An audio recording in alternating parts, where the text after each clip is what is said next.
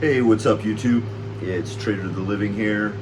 Been a little while, a hot minute since I've made a video where it's talking. It's been a bit of a rough year. Had some health issues and stuff that have had me kind of down and out. I'm feeling better. Hopefully we'll get back to my normal self here soon. Today I was going to do a little unboxing, had a package show up. Just talk a little bit for a few minutes first. I'm been kind of reconfiguring the studio. When it's done, I'll do a little little tour of the new setup. Things are a little bit disarray in parts of it still. But I've kind of taken some gear and put it away and kind of refined it a little bit. The test equipment Into the World machine is currently being rebuilt. Hopefully I'll have the energy and time to do that soon and get back to doing stuff with that as well. A lot has happened in this last year. It's been not the best year for me and my family, but I'm trying to stay positive and doing what I can to try and get back to being healthy. I'm not going to get into all the gear stuff. I do have the Pittsburgh Laboratories Voltage Lab 2 here, which I am absolutely in love with. This is a lifetime piece. I'm at a point now where I don't really often get a lot of gear anymore. It has to be something for me that really brings something sonically and different into my arsenal, into the studio, into the sound of the music I make. This fits all the bills, ticks all the boxes, as Florian would say. It's a magic device. I'm absolutely blown away with it. It's might be my favorite synthesizer of all time, and that's saying a lot. It is fully modular, even though it's kind of in a semi-modular form factor. You have to patch everything to get a sound out of it. So it's been an adventure learning how to use it. The touch plate sequencer on it is absolutely unbelievable. For performance, it's stellar. It's unlike anything I've ever used. It's just fantastic. I can't praise it enough. Like I said, I don't have I still look at gear all the time, and whatever's new, I'll check out the videos on it and stuff. But most things just I'm not interested in, and at this point, I don't want to add any more keyboards to the studio. I'm not really a keys player. I mean, I can play a little bit. I more program and do sound design. I'm a bass player, and I use the Linstrument as my main device for playing a lot of things now. But I have the KeyStep Pro over here. I've got Grandmother over here. I've still got some keyboards, the Mini Freak and stuff, but I've taken some out just because of the space factor of having. I don't need synths with keyboards. Now with this touch controller with its unbelievable abilities and what it can do, brought something new, and the form factor was small enough that I was excited to add that. Now another thing that I've added that I'm going to be doing, unplug it here. I'll be doing some videos on this, and this is to me the sleeper synth of the decade. I mean, this thing is insane to me. The Cobalt Expander by Behringer. Yes, who would have thought so, right? I mean, when you first look at it, first see it, you're like, oh, another Behringer mono synth. And I have a lot of mono synths. I do not need another mono synth. But I watched Nick Batt's review on Sonic State, and the sound really intrigued me. And it's super cheap. I mean, they're what, like $300, $250, $300 or something. But when you turn this thing on, it's super cool all by itself. But when you patch on it, it is insane. I mean, I cannot. I'll be putting some videos up and do a little run through of just how I'm using this and what it's bringing to the studio. Is a whole different sound palette of colors and shapes and things that I don't have any other equipment that sounds anything like this. And it's obviously a recreation. I know a lot of people don't like Behringer or whatever, and I'm not a big fan of a lot of that. Most of the stuff they announce, I'm just like, not that interested in. But I have the 2600 clone, and I absolutely adore that. That is a staple part of my studio forever. There's a whole lifetime of exploration on learning that, incorporating that with my Moogs, now with the Voltage Lab. I have and this, which this is gonna, I'm waiting for some rack ears. It's gonna go right under the 2600. That is gonna be a beast of a combination. I cannot praise this or recommend this synth enough. For the price, it is a steal. And no, I have no kind of I'm not sponsored or anything like that. This is all me buying this with my own money. So the Cobalt Expander, yeah. All right. So those are really like the only two things I've added. I mean, in the last year, I did add the Spectravox. When it came, I got it a while after it came out, and then I did eventually add the Labyrinth, which the Labyrinth I think is absolutely cool, super badass. Just a rad, interesting synthesizer that does unique stuff. Now, I would never tell anybody to buy the Labyrinth, especially if like you're going to use it as a standalone, all by itself as a synthesizer. I don't see it bringing that much to the table, and I don't think that's how it's supposed to be used. I wouldn't look at it that way. But if you have other modular or semi-modular gear, like the Moog Sound Studio, having the Labyrinth to incorporate with that is just mind-blowing. It brings a whole new world of possibilities and sounds and different things. So I'm very happy with the Labyrinth and the Spectravox. A lot of people were like, oh, it's got a shitty vocoder and stuff. Well, I think they're missing the point of kind of what it is as a filter bank and how the ways you can use it with other gear, running stuff into it. It's more to me of kind of an effects processor is how I look at it, albeit, filters and analog and stuff. All right, but yeah, there's nothing really else I'm looking at to get. I did get something in, and I absolutely forgot about this when it came out and was announced and pre-orders went out. And then I kind of just, it slipped my mind for a while. And then I got the alert that it was on its way. And let's take a look at what I picked up. This thing I've been pretty hyped about. This is going to be exciting. Let's see what we got here.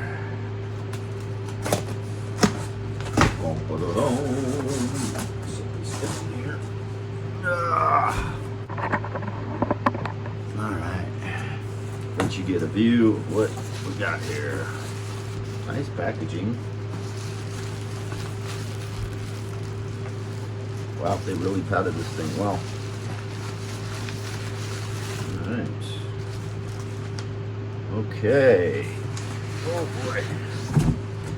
Alright. Boom, boom, boom. You guys know what that is? Alright. Let's put this all aside for a minute. You set this down. What else is in there? Oh, yeah. Shout out to Sweetwater. Got my candy. Alright. So, we'll see how it goes with this thing. I have zero experience with what it is. Take this aside. put the camera back up.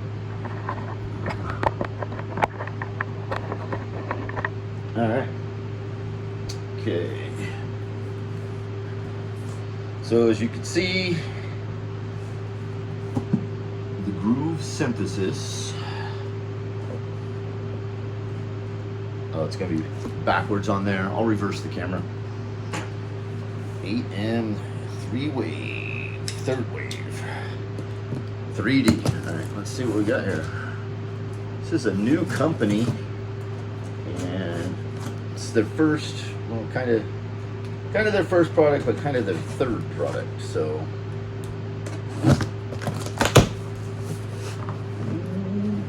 baby. All right.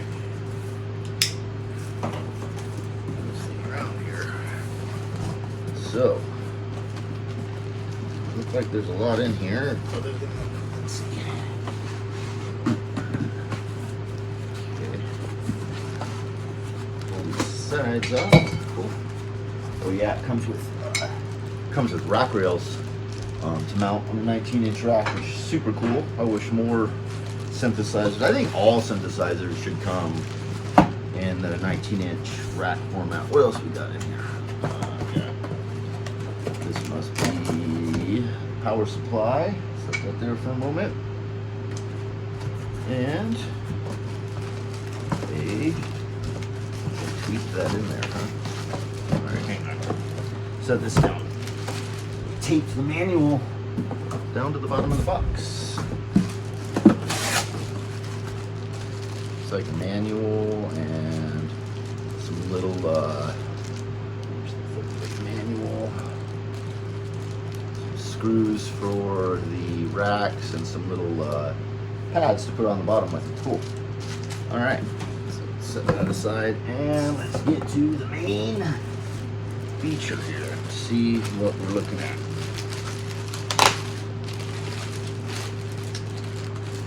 All right.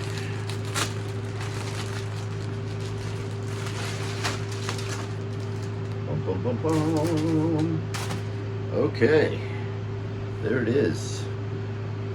The third wave advanced wavetable synth, the 8M. Now what this thing is it's the third wave. They reduced it to a smaller size. This is only 8 voices and 2-part multi-timbral, whereas the full size and the other desktop version they have is 24 voices, 4-part multi-timbral. Now, I don't know why they need to reduce the multi-timbrality to make a video on that. It's so weird to me that gear from way back when could have so much multi-timbrality, but it's so hard to get in synthesizers today. Now, I'm pretty excited this has 2-part, because that's at least something. I mean, it's funny, like I even have like the Roland SH32 that when I bought it the first time, I sold it and rebought it years later, but I think I got it for $100 at Guitar Center back in, like, I don't know, 2003 or something like that. And that thing has, like, I forget exactly, but it's I'd have to look it up, but it's got like way more than 2. It's multi-timbral parts, which, I mean, for $100 you would think something like this, or, you know, anyway, small complaint. So my first impressions of this thing, very, very nice. I do like the color. Kind of reminds me of like a bicycle, like BMX bike or something. Very cool. Very nice metal. Everything's metal on it. Very sturdy. Let's see the knobs. Pull that screen protector off. Let's see. Knobs feel pretty good. Let's see. A little tiny bit of wobble, but not bad. So I guess these are the endless encoders, and these ones are these buttons too. They're not buttons. I would expected something more like endless encoders that were also buttons. Small complaint, but overall these feel nice. These clicky buttons on here feel really good. So looking at this, we've got an oscillator section. Let's see. I don't have my glasses. Let's see. Wavetable, wave offset, level, FM, fine, pitch, filter section, has cutoff resonance, envelope amount, velocity. This thing does have an analog filter. It's got DCOs, digitally controlled oscillators, but it's got a famous analog filter that was made by Dave Rossum, who is a legend in the gear game and developing, you know, EMU, the SP1200 to, I mean, Dave Rossum. If you don't know who Dave Rossum is, look him up. He's, but it's got a really, really badass analog filter in it, band pass, high pass, notch, band pass, low pass, notch, several, I don't know. I'll have to look up all the specs. Sorry, I'm not as prepared. Like I said, I forgot this thing was even coming out this month. So yeah, very, very sturdy. Let's look at the I/O on the back. We've got 4 outs. So super, super cool, because with the bitemporal you can do 2 sets of stereo pairs coming out. Phone jack. I wish the phone jack was on the front. That's one thing. I don't know why people put phone jacks on the back. It's got an audio in, which one of the reasons I wanted this thing is it can sample. Not only can it sample, but you can create wavetables with your samples. It's got insane envelopes on it. No, I didn't finish that section. I got the envelope section. I didn't finish this. I'm jumping ahead. Sorry.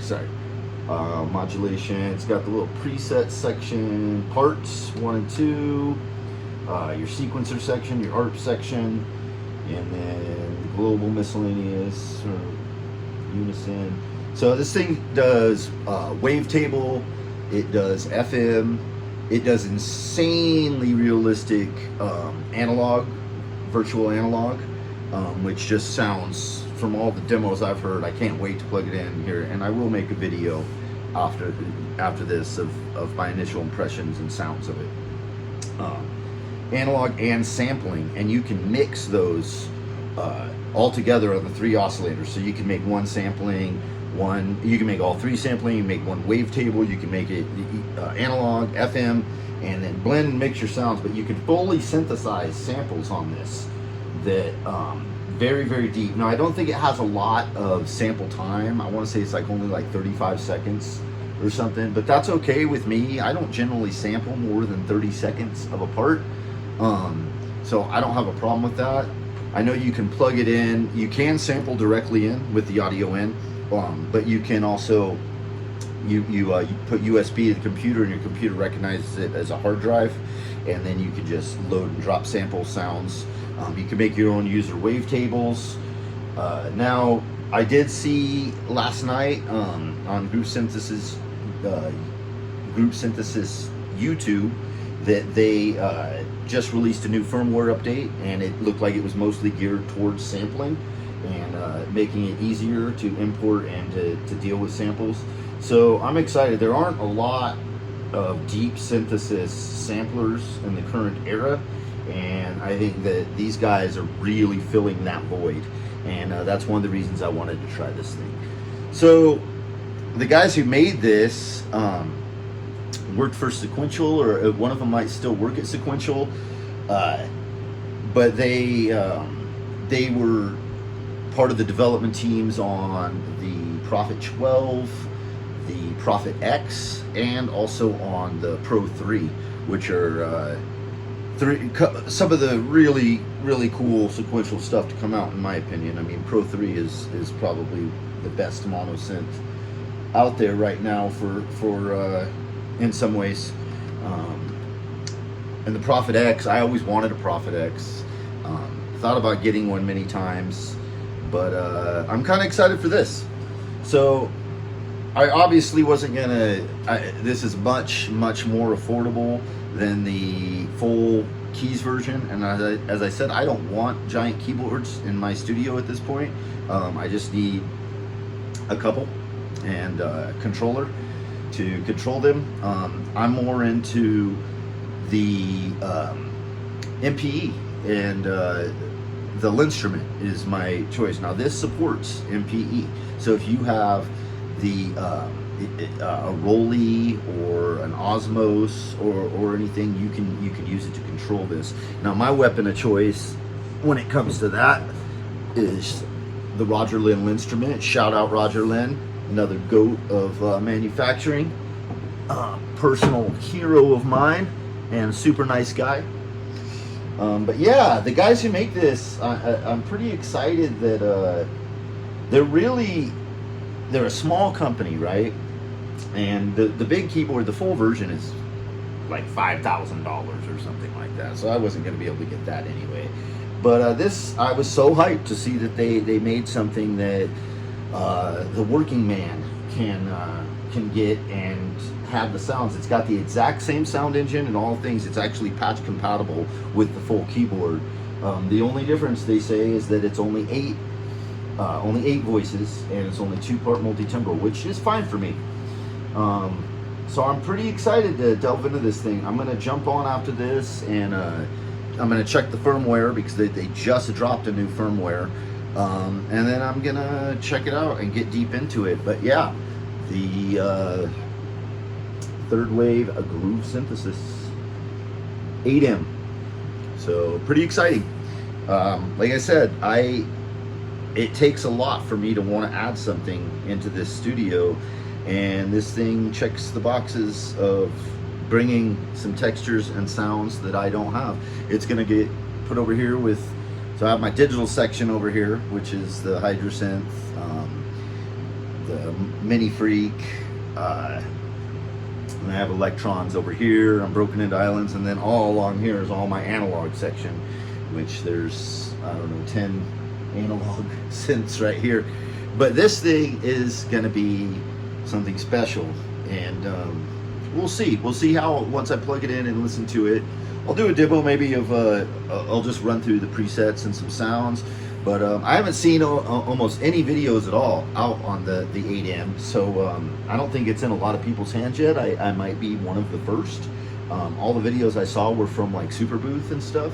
I don't think I could find a single one of somebody actually having it and using it. And I know it's gonna have the same sounds and stuff, but I'm really keen to see it. You can drop, when you put in samples or wavetables or anything, you can drop like to 8-bit, 12-bit. It's got some capabilities. It's a very unique, and it's mostly non-per function. It's not crazy menu diving. The screen on this is actually way bigger, is a lot bigger than on the keyboard or the original desktop.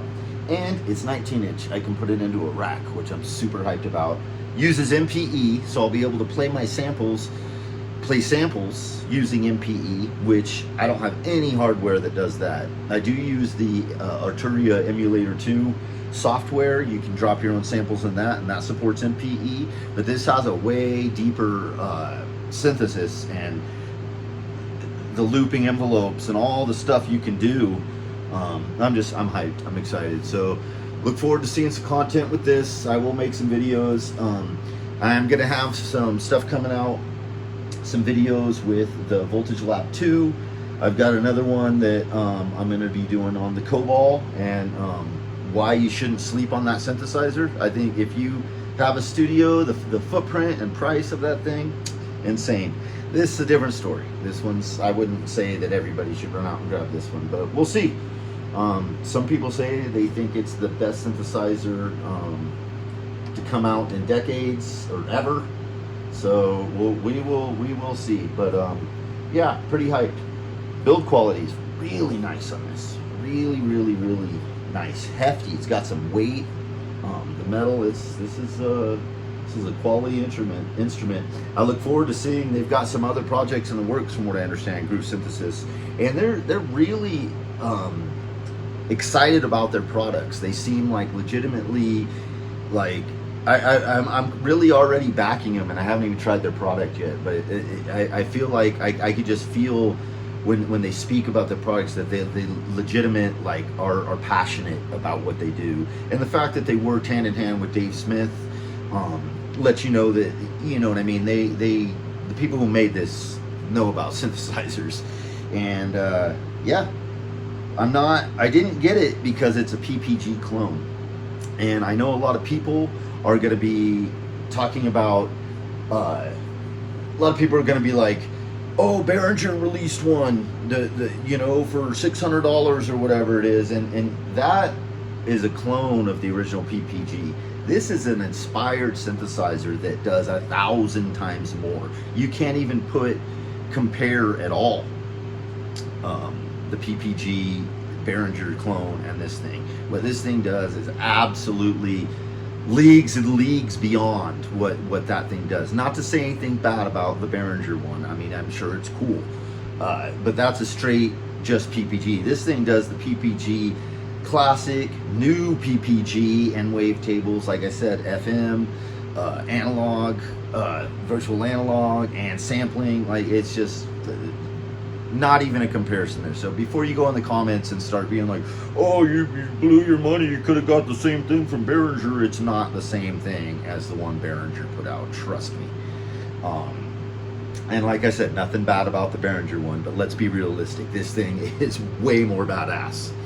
Okay, all right, I guess this video ran kind of long. Thanks for watching, guys.